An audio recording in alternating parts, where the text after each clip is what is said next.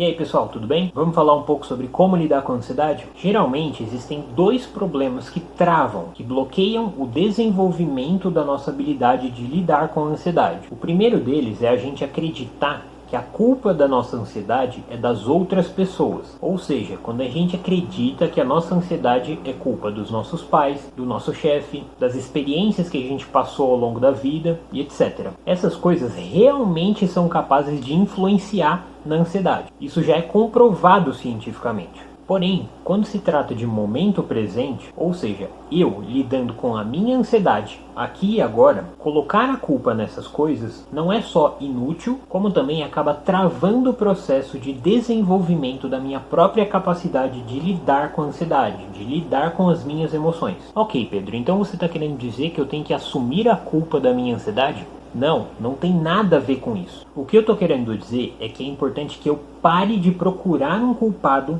para minha ansiedade. Mas por quê? Porque quando eu busco um culpado para minha ansiedade, eu estou desperdiçando o meu tempo. Eu estou gastando a minha energia com algo que eu não tenho controle. E o mais importante de tudo, eu não estou investindo o meu tempo e a minha energia em algo que eu posso fazer para lidar com a ansiedade, para aprender a lidar com a ansiedade. E o mais importante de tudo, eu não estou investindo o meu tempo e a minha energia naquilo que realmente importa para eu aprender a lidar com a ansiedade. E qual que tem que ser o nosso foco então? O nosso foco precisa ser desenvolver o autoconhecimento necessário para lidar com a ansiedade. Ou seja, independente das coisas que aconteceram no meu passado e que acontecem no meu dia a dia, eu preciso investir o meu tempo e a minha energia para me fortalecer mentalmente, para lidar com essa ansiedade e com todos os fatores que influenciam ela. Ok, mas o que acontece se eu ignoro isso e continuo colocando a culpa da minha ansiedade nos outros? O que acontece é que você vai ficar estagnado.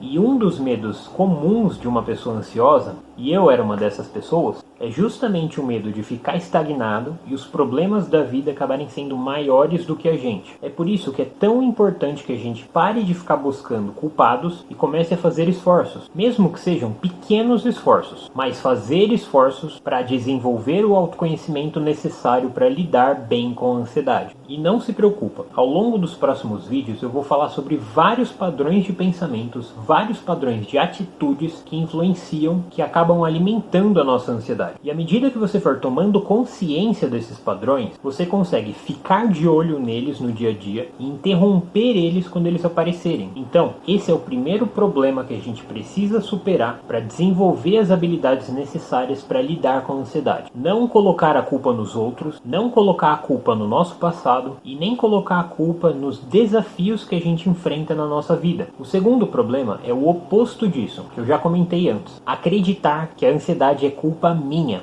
Essa é uma armadilha perigosa, que também impede que a gente desenvolva a capacidade de lidar com a ansiedade. E até mesmo intensifica a nossa ansiedade. Isso acontece porque a culpa é um processo de autopunição, de autodestruição. Ou seja, a culpa destrói a nossa autoestima, porque é uma atitude de desrespeito com a gente mesmo. E eu entendo que a gente se culpa muitas vezes de forma automática, sem perceber. Então o que a gente pode fazer para enfraquecer essa atitude de se culpar? Primeiro, a gente tem que prestar atenção nessa culpa, nessa atitude de se culpar no dia a dia. Porque se a gente não identifica os momentos que a gente está se culpando, a gente entra nesse processo e sofre sem conseguir fazer nada, porque a gente não está consciente dele. Então, o primeiro passo é me tornar consciente dos momentos em que eu começo a me culpar.